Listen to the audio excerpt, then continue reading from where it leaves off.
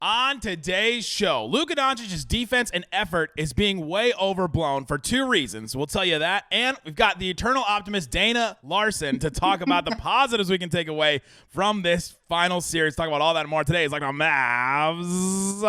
I'm Luka Doncic, and this is Locked On Mavericks. Mavericks, NBA champions. It's good, and the Mavericks have won the game. If you don't believe, you shouldn't be here.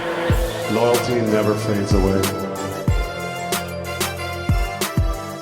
And welcome. You are locked on to the Dallas Mavericks. My name is Nick Angstadt, media member and NBA channel manager for the Locked On Podcast Network, your team every day. Thanks for being part of the show, making Locked On Mavs your first listen today, where the best way you can help us grow the show is to listen every day, leave a 5-star review, like the video on YouTube, comment anything below. Hello to the Celtics fans in the comments, soaking up the Mavs tears as they've put it. There's a couple nice ones in there, but they're mostly so full of Schadenfreude. Today's episode is brought to you by PrizePicks, the easiest and most exciting way to play daily fantasy sports. Go to prizepicks.com/LockedOnNBA. Use that code, all lowercase, LockedOnNBA, for first deposit match up to $100. And joining me from Valley Sports Southwest, pre- and post-game for the Mavericks and the Texas Rangers, the eternal optimist, a ray of sunshine, much needed on this day of Mavs being down 0-3. What you got for me, Dana Larson? This one's for you, Brittany. This is for you, Brittany, and all the rest. Brittany. I met Brittany last night at the game. I did. I was walking out. Oh, that's awesome. I would love to meet her too. So Brittany is the teacher that is known as the Dereck Lively teacher. That's and right. All her kids get so excited, and I've started like a Dereck Lively hike group and a fan club. And I told her, I said, at some point, the legend is going to grow so much, people are going to think you were Dereck Lively's teacher. Like that's what it's going to grow to. I know, he's so young. He was in grade school not all that long ago, and she probably could have been. Like if you were his high school teacher, it would have been like 2 years ago. That's right. It's wild. That's so right. We'll talk about Dereck Lively. We'll talk about some positives we can take away from these first couple of games, and we'll talk about some good things after all the terrible things we talked about last night. But Dana, we've got to start here. The conversation right now about this finals is not about Tatum versus Brown. It's not about Porzingis' injury. It's not about Kyrie Irving, bouncing back in game 3. It's about Luka Doncic, and it's about his defense. And it's about the lack of effort, the lack of good play from Luka, the lack of good decision making at times. He fouls out of the game, gets 4 fouls in the fourth quarter, and at times just was flailing around trying to get fouls, frustration fouls here and there. That's the conversation right now. Why is it being overblown a little bit? Well, and I'm really, I am not trying to be disingenuous today or like a naive homer. I'm fully aware of the situation, right? And the odds being very stacked against the Mavericks. That being said, truly there are enough people railing on Luka today and his defensive effort. Yesterday. And, honestly, I don't feel like piling on that narrative for a couple of reasons, because I think, I do think, unfortunately, it was the biggest stage of his career, the most important game with the highest stakes. And it was not great. It didn't look good. Unfortunately, he was, getting involved in all of the actions that got him in trouble. He was extremely frustrated. He was not able to kind of get outside of himself like he has been able to at times this season, where he can try to let some of that stuff go. And it just seemed like it was boiling over. And for those, from the national perspective, looking from the outside looking in, I'm sure this was maddening to watch. And there were a lot of national voices that jumped on it quickly, are going to make a name for themselves by, absolutely railing on Luka today. The thing is, I think there is a lot of reasons that the effort isn't there. And I do think some of it is the mental toll of going up against trying to defend two of the best players in the game, in Jason Tatum and Jaylen Brown. And that can wear you out mentally and also physically. I don't want to make excuses, but we've seen the video and the shots of Luka bandaged from head to toe. He has been downgraded wrapped like a mummy. almost, every single game. He's been questionable for almost every game in the playoffs. He is playing through so much, a lot we probably don't know about. He's getting injections. We do know the reports of all of that. I do think that stuff is real. I do think that it is, hard to do what he is being asked to do game in and game out, and now against the best team, a team that is 15-2 now in the playoffs, a team that won 64 games, right? A team that killed the Mavericks in the regular season by doing exactly what they've done, which is attack Luka over and over and over again. So that is why I'm going to say it's being overplayed, because just in game 2, he had 32 points, 11 rebounds, 11 assists, 4 steals. We were talking about how Luka was doing everything. He just needed people to join the party, right? So quickly people want to turn on him when it comes down to his defense. On a team like Boston, they're not all being asked to do as much as Luka is being asked to do, because there's so many of them that are really good at contributing.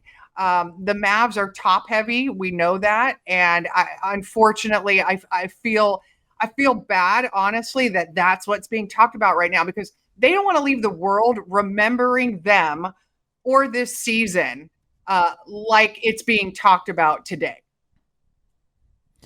Absolutely. There's so much in what you just said. I'll start with the injuries. I mean, it's real. You cannot say I've seen a lot of soliloquies and rants and whatever you want to call it about Luka's defense. And yes, was he bad on defense? Yes. Was he did he have terrible fouls, frustration fouls? His 6th foul that he got was ridiculous. Like, you don't go for that play. You don't try and take a charge when you have 5 fouls with like 4 minutes left in the game. I mean, you just don't do that. The decision-making was just not there for Luka on that end. Did he leave guys and guys get wide open because he just like forgot for a second that he was playing defense against this specific player? Yes, he did that. He's not above criticism at all. The thing to me, though, is that it's disingenuous if you bring up all these other things and not bring up the war of attrition on his body at this point. The fact that he's been dealing with all this, getting injections, all that. You're just taking out some of the context of, and I think that eventually all these injuries have started to pile up so much that he's at the point where he's making these dumb mistakes, and it's just becoming too much for him. And so he's not above criticism. His defense was definitely bad. But I think that if this is the only thing you're focused on, if this is the only thing in this series, then like that's not the reason why the Mavs aren't going to win the title, right? Like, right. I mean, I agree, and in coming in a game 3 where everything is riding, we all know, right, that this was a make or break, and I think that's the problem. If we had seen this in a game 1 or a game 2. But it felt like, Luka, we're asking you to do everything. So now you got to be perfect too on both ends in the biggest game ever. And if you don't, we're going to, find a ton of fault in absolutely everything we can about it. I just think there was so much about his game that looked off to me. All of those short shots, all of those, close range shots coming up short. To me, the legs aren't there. He was settling for a lot of step back threes. Yes. And I understand why, right? The amount of effort that goes into trying to create shots, find the right lane, be able to finish around those incredible defenders that Boston has, even without KP at the rim. I just saw so much about what he was doing that spoke to me that, he's worn out. He's doing everything he can. He's hoping there's magical Luka moments with these long range threes, because those would certainly make it easier on him in terms of effort. He's hoping that other guys are going to make some shots. Oof. There were just a lot of things that you could see his frustration. And it absolutely boiled over, and it didn't look good. Coming up, let's talk about him being asked to do everything. And I think also another reason why this is being overblown a little bit is because he's an incredibly easy target. I'll tell you what I mean coming up. Today's episode is brought to you by PrizePicks. PrizePicks daily fantasy made easy. All you have to do is go to prizepicks.com and pick more or less than 2 to 6 players' stat projections. They've got them already up for Game 4 Kyrie Irving, 24.5 points. Oh, give me more on that one. Jaylen Brown, 24.5 points. Give me more on that one, too. Luka Doncic, 32.5. All right. Well, I know we're piling on Luka right now. Give me less. Give me more. Give me more than that on Luka. He won't go down without a fight. PJ Washington, we're about to talk about him, 13.5. I'll take more on that one, too. I'm going all the way more. Jason Tatum, give me less on 27.5. You put all those down and put down $20, I can win $220 if all of those hit with the flex play on Prize Picks. And right now, if you use that code LOCKEDONNBA, you get $100 matched if you put $100 into your account. So it's as simple as that. It's not just NBA too. If you're ready to turn your sights from the NBA to something else, you got MLB, you got WNBA, you got all kinds of stuff that you can check out. Enrique Ogunbowale, 24.5. I can add that to my play right now. So if I add Enrique Ogunbowale, 24.5 points, hit more on that one.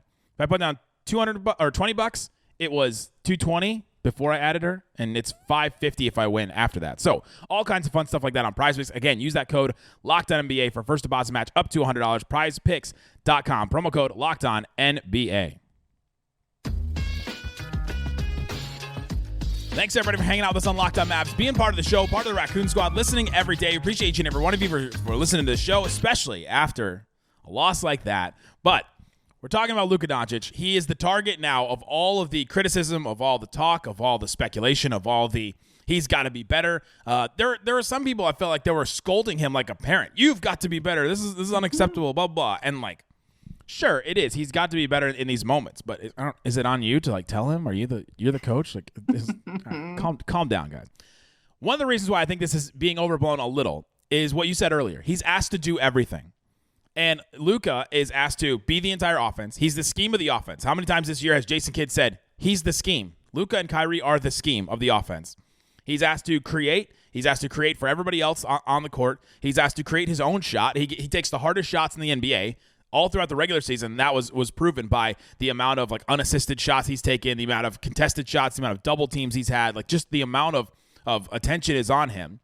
And he's asked to then the Celtics are targeting him on defense over and over and over again. He's asked to do so much that it's so much on Luka, where it's not the same on the opposite side. That Celtics team is well constructed to not have to put Jason Tatum in that position or Jaylen Brown in that position. Jason Tatum is not playing well in this series at all. He's not shooting well. He had a good scoring game in Game 3, but he had a good playmaking game in Game 2, but he has not put together like a full game so far. If the Mavs were up 3-0, Jason Tatum's would be the one that we'd be talking about right now. But it's not. It's the complete opposite of that because his teammates have stepped up around him because he's put in that situation because it's such a well-constructed team, well-coached team. I think Joe Mazzulla's out coaching Jason Kidd through this series so far.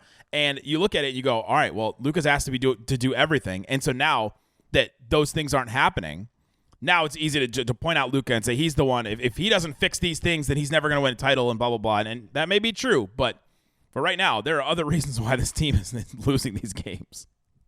For sure. And I think maybe if you want to even, spin it positive, let's as go. I'll try to do here, Dana Larson is that, it's good to be in this position and see what it takes to do this, to be here, to get here, to stay here, right? So Boston's a team that has been building towards this. They weren't successful overnight.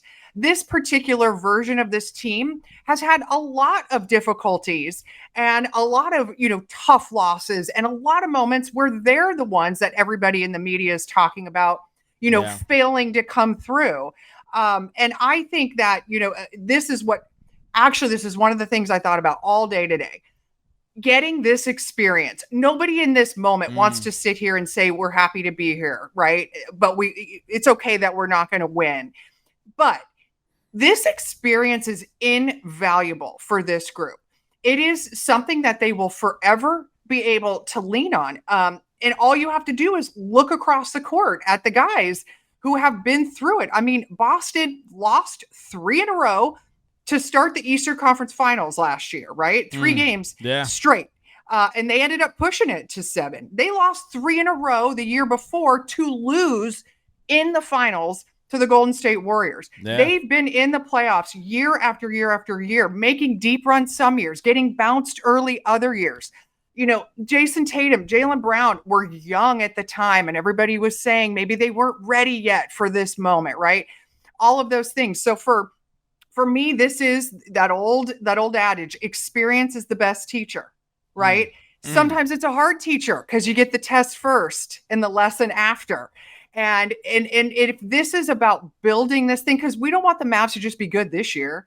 We want them to be good going forward. They're building this to make a run for a while, to be really, really legitimate in the West for a long time, right? So you have to see what it took to get to this point and now what it's going to take to win it at some point.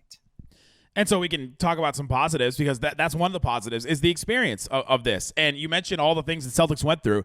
Also, 3 years ago, they were a 500 team. They had a weird year where they were 500 and had to bounce back from that. And the Mavs sort of had that type of year last year where they fell out of the postseason completely, didn't even make the play-in and all that. And they had to learn from it. And look what they learned from it, right? Between Nico Harrison making the right moves, Jason Kidd, betting on certain guys. You have Luka and Kyrie, what they've learned. We talked about Kyrie's leadership all throughout this postseason run. Look what he learned from that failure of last season. What are these guys going to learn from this failure of this season? And maybe Luka takes this failure. Let's say they do get swept. Or they swept. Let's say they do get swept. And let's say they do get swept. What will Luka take from that? And will Luka learn some of these lessons? Because yes, does his defense have to be better? Yes, but we've seen his defense be better. And so that's why I think it's disingenuous to talk about his defense in such a way. You're like, oh my God, he's not even trying. It's blah, blah. He's got to be better than this. He's the terrible defender, worse than the NBA. Like, then you haven't watched Luka, because he would not be here if his defense was as bad as it is right now. It is bad, for sure. You have to admit it. And he's complaining to the refs too much, and the frustration is getting to him. But they would not be in this position right now in the NBA Finals if his defense was this bad the whole time. Well, and some of it too is going to just come back to composure, right? Learning to be poised in these moments. And you got to go through them. You got to see how you react, right? One of the things that you just made me think of something was he was called out last year quite publicly for his conditioning, right? Yeah, right. Guess what he did? He took it to heart, and he spent all summer putting together this team. He's worked on it, right? The training, a lot of that stuff has been uber important to him and what has happened this season. So, I believe that Luka will probably hear some of this. He probably, it's not nothing new, right? None of this stuff is new, whether he hears it from somebody on social media or from a coach or from somebody close to him or whatever. As you mature, as you grow, you are going to stay more poised in pressure situations. He's going to remember what happened in Game 3 and want to respond differently. I mean, of course, Jason Tatum and Jaylen Brown have moments they regret in their past playoff performances, things they're pulling from that are probably helping them play really well and stay together as a team and as a unit this particular year. So I think that a lot of those things are positive. I mean, even, Kyrie Irving has been talking about Dereck Lively, saying, I was nowhere near mature enough to be able to deal with the things that he has dealt with and to respond like he did. They said he was terrific yesterday in keeping this team together. Is right? any single human mature enough? Is he the most mature human that exists right now? He might be.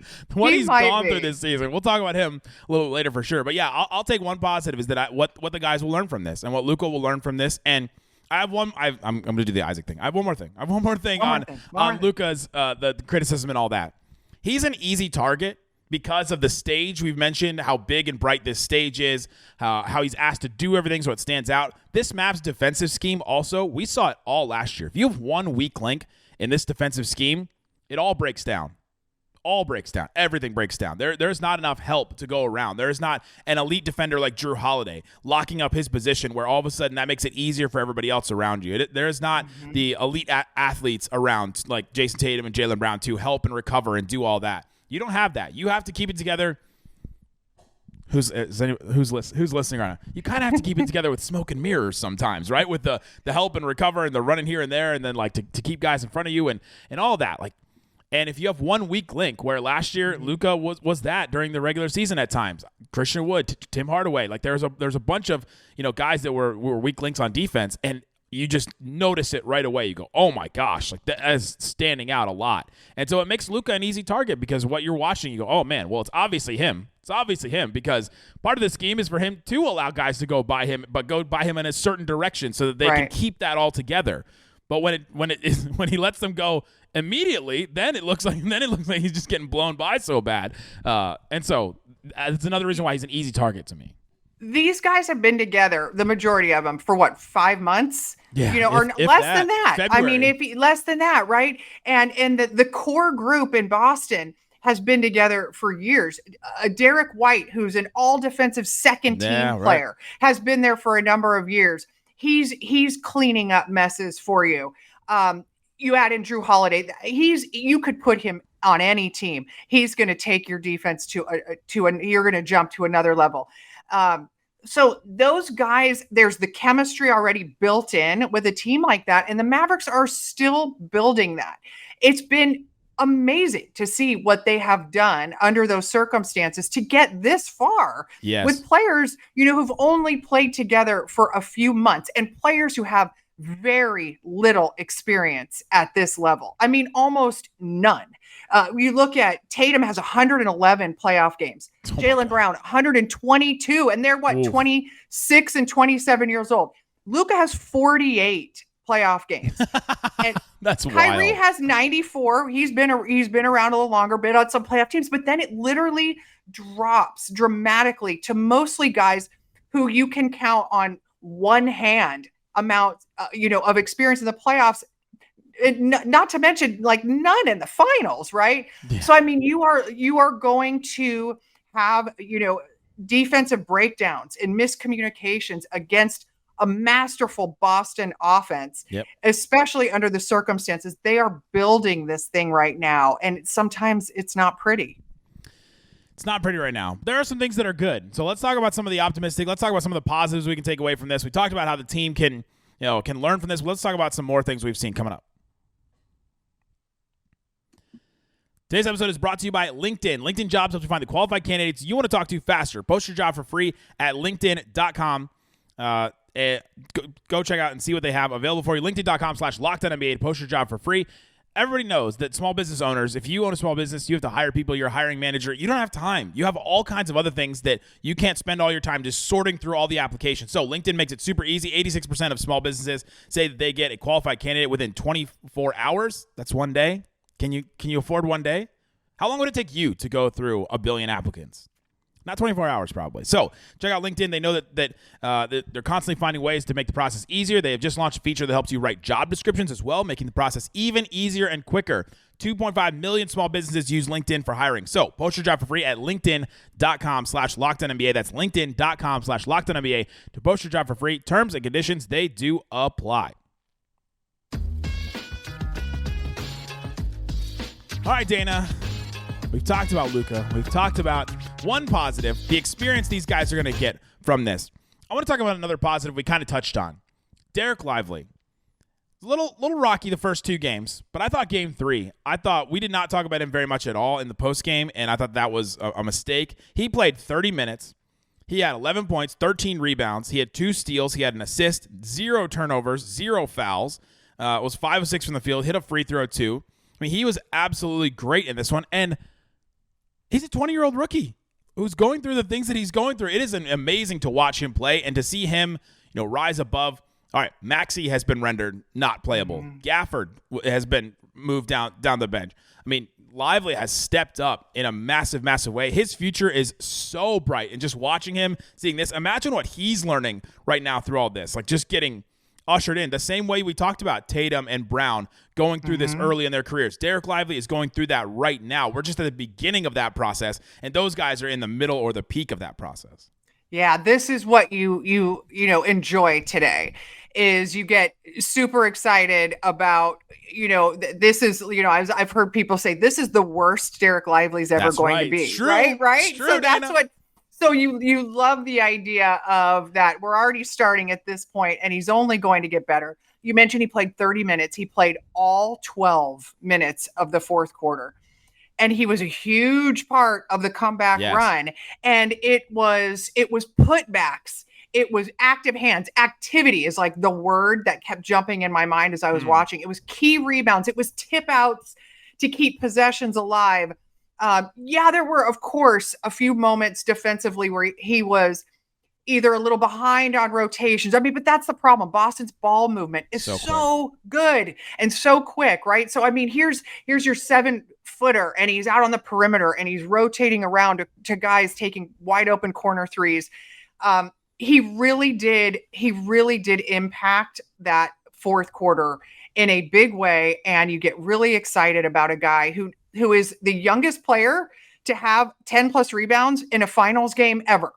Whoa, I don't think I knew that. The youngest player to have 10 or more rebounds in the finals ever. And I think he's already like the youngest player to have this many finals minutes ever. I mean, he is putting in the work, and you see him make the progress. And yes, it was a big help that there wasn't a Kristaps Porzingis, in there to contend with either. And it loosened things up on the interior a little bit more, where that's what you hold hope for, that maybe there is more to build on there to get back to what the Mavericks have done so well, which is that vertical game that's just disappeared against this, amazing Boston defense. But he was so exciting to see. And the thing, not even to mention just what he did on the court in the stats, right, was Jason Kidd and Kyrie Irving both talked about it being Dereck Lively was the one that was keeping them going on the sideline in the huddles, the one giving them,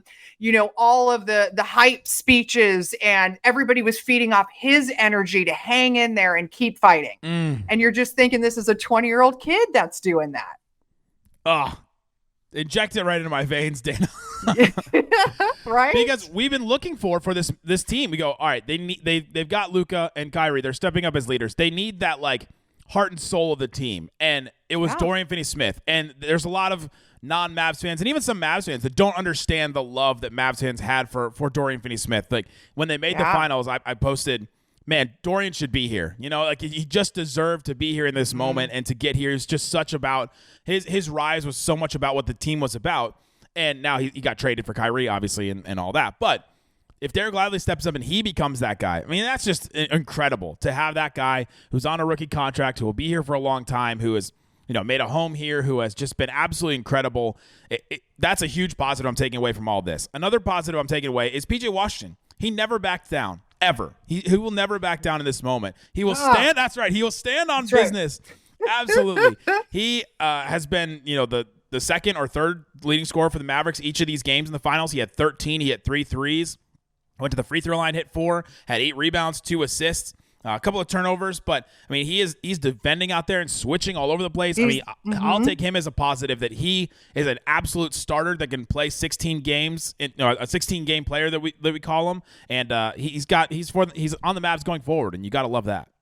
Well, he's also one of those guys who I guess, can forget about everything that's happened for 3 quarters and still step into a shot competently, right? I mean, he didn't hit a bucket till the end of the third quarter. And this is somebody that you're needing to be one of your main scorers, right? But he was still taking those shots. And then he knows that he can drive and he can attack and he can get things. If they could just get some of those bunnies to fall, it was so maddening, right? If a few of those shots would have fallen, things would have been different. And maybe they will here in game 4. But like that, you like about him. I actually also really wanted to point out his defense. Yeah. I thought he was doing a great job, especially late on Tatum and some of what we saw him go up against with Jaylen Brown. Jason Tatum was 1 for 5 in the fourth quarter. And that was a lot of time that we saw PJ with him. And they had just gone nuts in the third quarter, right? Everything was working perfectly offensively for Boston. And then, there were some moments where they were taking shots, too tough of shots that weren't falling. That's because PJ was bodying him up. He was staying in front of him. He was making things difficult. He was contesting those shots. So I thought that that was really worth, pointing out and giving him a lot of credit for. It's great. The Mavericks now have these 2 building blocks. So they have Luka, Kyrie, obviously good starting points. And then they have 2, I think Dereck Lively will probably step in as the starter starting next year. I mean, maybe Jason Kidd goes with Gafford again, but two starting level players. We'll say that two closing starter level players in PJ and Dereck Lively to build off of. All right, you just got to get that one more guy now. I think that's another positive. You got these two other building blocks, and now you just have to get the one guy that can you got to get an elite shooter, right? And we'll do a million off-season episodes. I've already had people in my DMs and comments, and there's even a question at our live show the other day. What player do the Mavs need to get in the offseason? Not yet. Not yet. Not yet.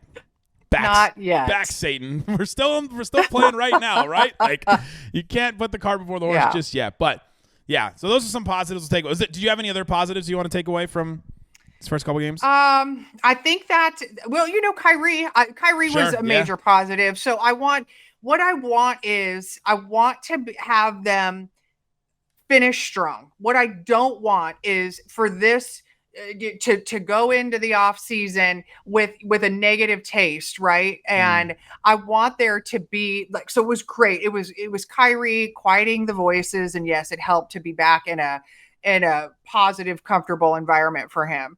And you'd like to see him get another shot to shut up those people in Boston if he could. But it was good to see him be aggressive and to be that alpha Kyrie that they need from him, and to put all that stuff behind him to hit some threes. That's important. I think that was there. Obviously, they need both superstars to click at the same time to even have a chance. And so if you could get Kyrie feeling good now, he's obviously got a little more rhythm in things. That was important to going forward. And I think they just got to try to build on the things that went right. They've got to have that professional pride. And that has to get them a win. You've got to get a win and then see what happens from there, because you want to at least finish with a strong effort. Don't let them get one, right? Don't let them That's get right. one. Isn't that what Jaylen Brown said once upon a time?